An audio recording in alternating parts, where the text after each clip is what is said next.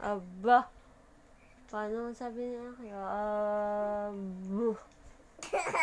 Ikaw nga, ikaw nga.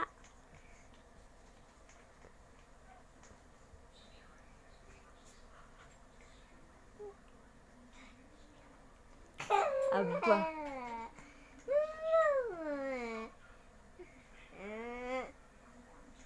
Mama. Ikaw nga. Eat. Bulaga.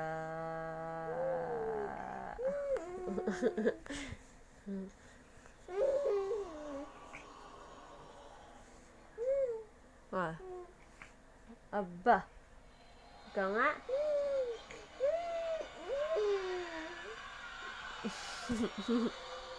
Bakit?